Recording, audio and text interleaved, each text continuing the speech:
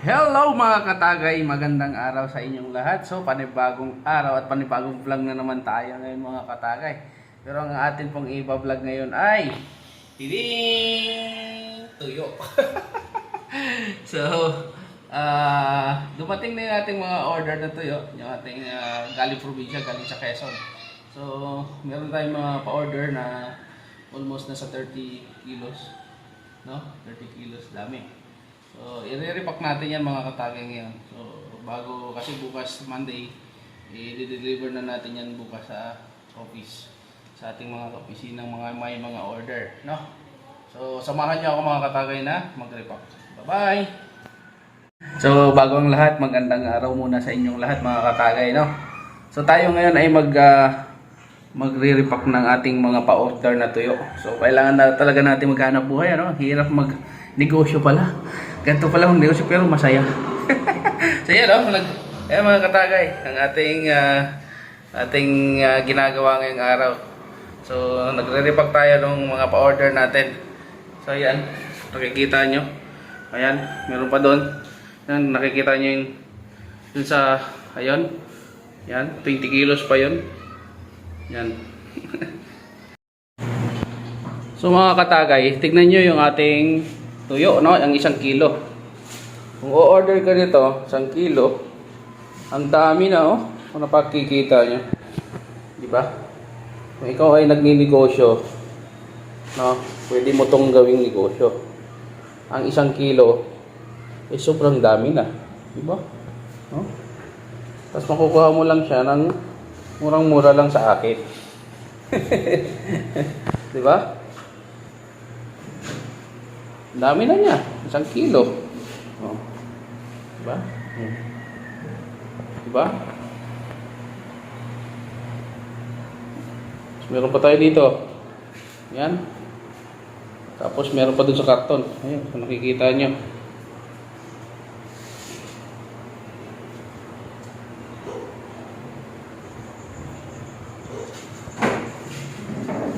Yan, galing po yan ng Quezon. Galing po yan sa amin sa probinsya. Fresh na fresh yan. Ibig sabihin ko, kabibilad lang. Hindi siya na-stock talaga. Hindi kagaya ng mga nasa palengke na sobrang tagal lang stock noon. Ito, talagang pagka niluto ko, masarap talaga siya. Hindi siya ganun kaalat kasi yan, sariling gawa yan dun sa amin. Diba? So, ito yung order na sa atin. Binalot-balot na natin na tig 1 kilo. No, tig 1 kilo. Bali, 5 kilo yan. Kulang pa ng 1 balot. So, yun naman ang next natin na ibabalot, no? Yung 20 kilos na yun. So, bali, ang order natin ay nasa 20 plus. 20 plus kilos. So, marami tayong bibigyan yan. So, sana magtuloy-tuloy itong negosyong to. So, ang dating target is palengke. Palengke ng Lower Bigutan. Ang taas ng pangarap yan, no? Malay natin. Diba? Malay natin. Diyan tayo kumita. Diyan sila kikita. Diba?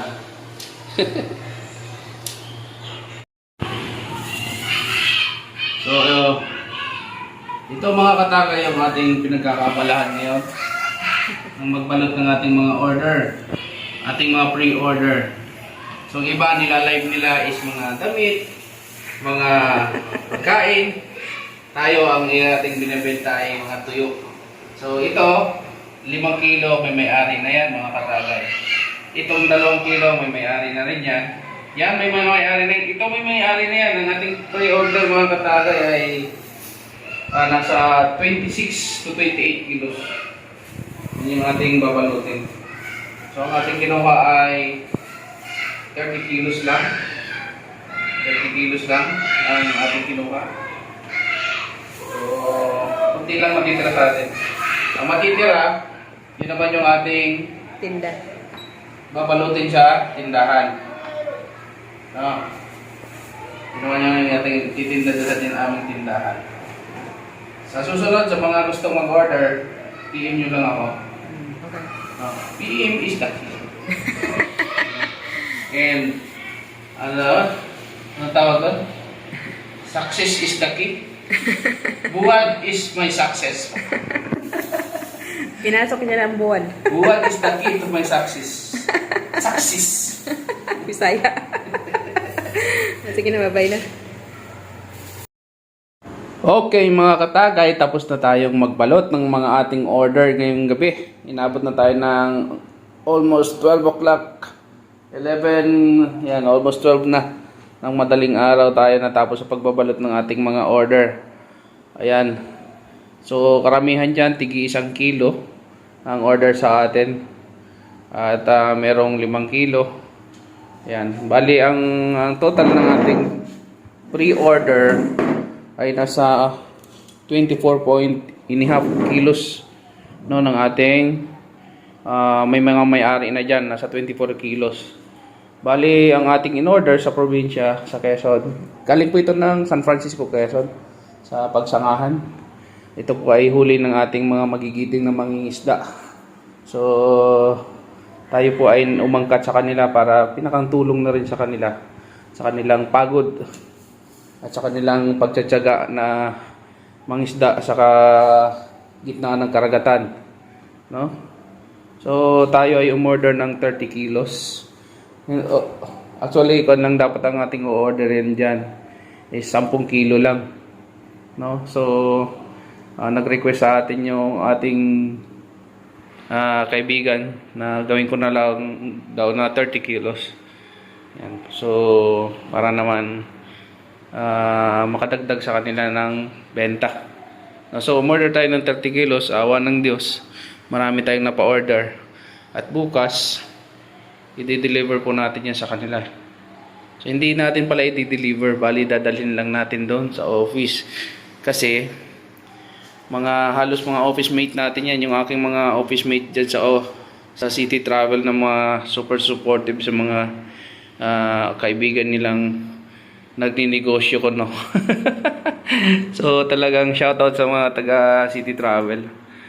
Very supportive yan sa kanila, sa mga office mate nilang nagtitinda-tinda, no. So mga nagbebenta-benta. Tapos ito mga katagay, ito ay kalahating kilo. Kung nakikita nyo. So kalahating kilo yan, nirepa ko. Yan. So tingnan nyo kung gaano karami yung kalahating kilo. Dito sa pagripa ko, so ginawa kong 5 piraso, isang plastic. So ibebenta ko yan ng 10 piso kada isang balot. Yan. 10 piso.